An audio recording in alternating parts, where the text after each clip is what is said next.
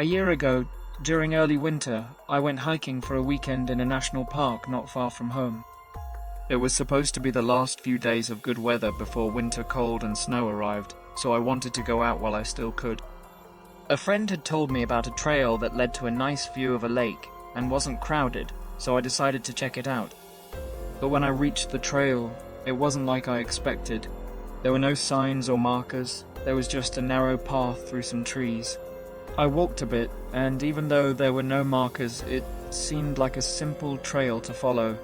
It was clear that not many people used this trail. There were hardly any footprints in the dirt, and the path didn't look professionally made. It didn't scare me, but I noticed it. The forest around the path was beautiful, though with lots of animals and leaves falling because of the season changing. About a mile in, I saw something interesting, another path leading into the woods. I stayed on the main trail, but I didn't understand why there would be another path connecting to this one that was rarely used. As I kept walking, more of these side paths appeared. The side paths went in different directions, leading to nothing specific. It was strange. After walking the trail for about 3 hours, it suddenly ended. There was no more path, just trees and forest ahead. Then, out of nowhere, I heard footsteps behind me. I turned and saw a guy in the distance. He wore a torn jacket and had no backpack. Strangely, he walked across the trail I was on, onto one of the side paths. He didn't seem to notice me, he just kept walking. His appearance and the way he walked made me feel uneasy, so I made sure he didn't see me as I watched him go into the woods. By then, it seemed like there wasn't much daylight left, so I decided to give up on finding the lake and head back to my car. But as I walked, I came to a junction of paths that I didn't remember seeing before. Right away, I realized the trail ended suddenly, meaning I might have taken the wrong path. I looked down, hoping to find my footprints, but I didn't see any. Then I heard footsteps again, behind me. I turned and saw the same man from before, standing in the forest, staring at me. He didn't move or speak, just watched. I felt a shiver down my spine and decided to take a different trail away from him. I walked quickly, checking behind me often, but after a while, I couldn't see him anymore. I kept walking for over an hour, still worried about being lost and the strange man. After walking for a while, I stepped off the path and rested against a tree, drinking some water. It wasn't long before I heard the same footsteps again. I stayed hidden behind the tree as the sound got closer until the man walked right past me. He seemed focused on the path ahead, thinking I was still walking. But I was sure he was following me or trying to. Once he was gone, I ran back the way I came, reaching the intersection and choosing the right path. Halfway to my car, it was dark, and I had only the moonlight to see.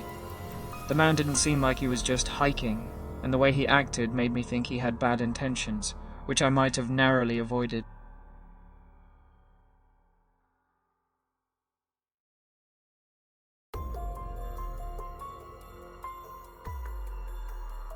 When I turned 19, I was home from college for the summer break. My mom lives in the city where I grew up, but my dad moved to a small house outside the city near the woods. I always felt relaxed there, away from everything. So one summer day, I decided to go camping for a night in the woods behind my dad's house. I had all the gear and had camped before, so it seemed like a fun idea. I didn't plan to go too far, just a short walk and then set up camp. I left about 2 hours before sunset, walking without music, enjoying the nature sounds until I found a spot to set up. I pitched my tent, made a fire, and relaxed as the sun set and the woods got quiet. A couple of hours into the night, I went to bed. I planned to leave in the morning, but when I woke up I felt like staying a bit longer. I went for a casual walk and sat by the tent. Surprisingly, the day went by quickly. Before I knew it, the sun was setting. I packed up and cleaned, then started walking home. I chatted with myself in my head to pass the time, but as the sun went lower, I realized it had been a while since I left. I stopped and looked around. I didn't recognize the area, there was no path, so I might have been walking a bit off course. But something felt off. After a whole minute of searching, I had no idea which way to go. If I was on the right track, I should have been home by now, or at least on the road to my dad's house. With the sun setting fast, I kept going in the same direction, hoping to find a road soon. But as it got darker, I started panicking. I looked everywhere for a sign, but it was too dark to see much beyond 30 or 40 feet. Then, I spotted a flickering light in the distance. Excited, I hurried towards it until I saw a dark house nestled among the trees. I thought maybe it was one of my dad's neighbors, or it might lead me to a road. But as I got closer, I didn't see anything, no roads, no other house lights, not even a driveway. The house looked old, more like a cabin, but there was a light on downstairs, so someone was there. I walked around to the other side, staying in the trees, but there were no signs of roads or other houses.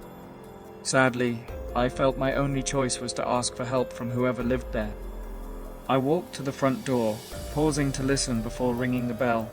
I heard footsteps hurrying down some stairs and then approaching the door. Thinking they might be checking through the peephole, I called out, Hi, sorry, I'm lost. "Can you tell me which way the nearest street is?" After a moment, they opened the door. Two men stood there, both in their 40s and looking a bit untidy. One of them moved closer and glanced past me towards the trees as if checking for someone else.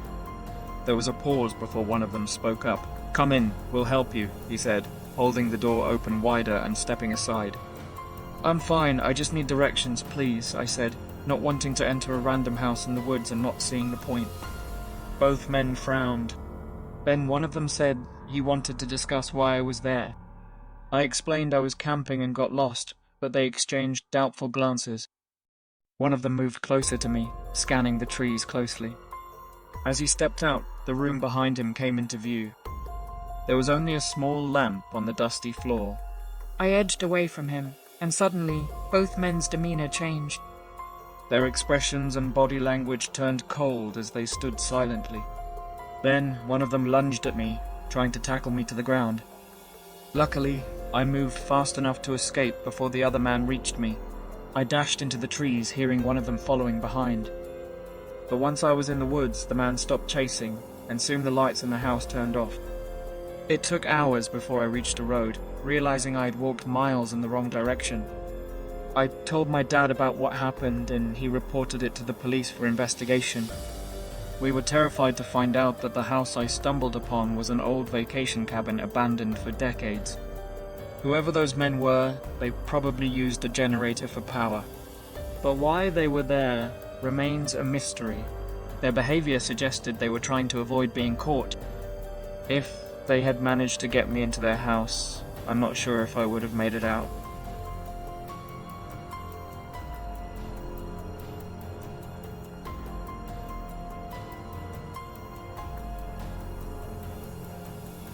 I was driving back to my hometown after a work trip earlier in the week. Instead of taking the free flights offered, I decided to make it a mini vacation and drive myself. I hadn't done long drives like this before. The longest had been about 10 hours with a hotel stop halfway. But this trip was almost 20 hours straight, and I only booked one hotel. Still, I was determined to do it. The drive began fine, passing through cities and towns with plenty of other cars on the road. But as I went further, cars became scarce and towns vanished. The roads were surrounded by fields or dense forests. Around 5 p.m. the light rain turned into a heavy downpour, making it hard to see. The deeper I went into the forest, the heavier the rain got. I hoped it would stop by sunset, but it didn't. Now, I was intensely focused on the road, driving slowly to avoid sliding into a ditch. I endured the heavy rain for over an hour past sunset. Then, I noticed the road becoming more winding, leading deeper into the dense forest with tightly packed trees blocking the view. I started feeling uneasy, realizing it was unusual for a highway to be like this. I slowed down and pulled over to the side of the road, stopping on the shoulder. I took out my phone to check the directions, but there was no service.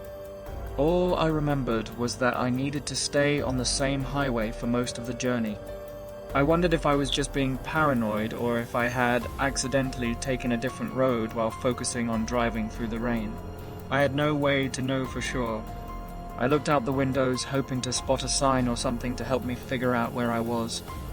All I could see through the heavy rain were the woods around me, fading into darkness beyond my headlights. But then, just a minute after I stopped, a light appeared behind me. I glanced in the mirror as it grew brighter, approaching my car around a corner.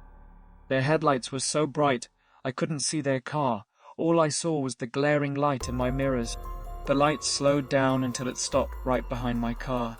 Part of me felt relieved that someone stopped to help, but another part of me considered other possibilities. For a whole minute, the car stayed there, headlights glaring, without any movement until a door opened abruptly.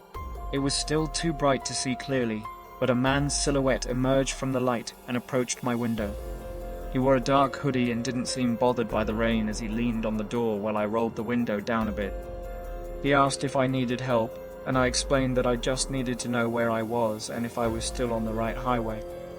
He glanced at me, then at my back seat, nodding. Sure, I can help. Let me grab my phone. He walked away and I rolled up my window to keep out the rain. There was something strange about our interaction, but I couldn't quite put my finger on it. It just felt odd. Why didn't he know what road we were on, or if we were on the highway? I watched in the mirrors until he disappeared behind the bright lights again. I could see him rummaging around in his car for a few moments before he returned.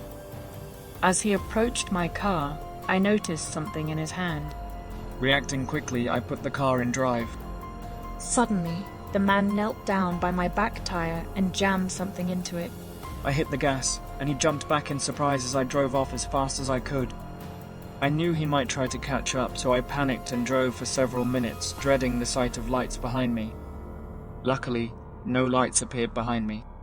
I drove about 3 miles until I reached an intersection with a sign indicating a gas station ahead. When I pulled in, I called the police. I discovered that the man had stabbed my tire with a screwdriver, which was still lodged in the side of the tire. It was hanging out partially, covering the hole. That screwdriver saved me from breaking down on the road.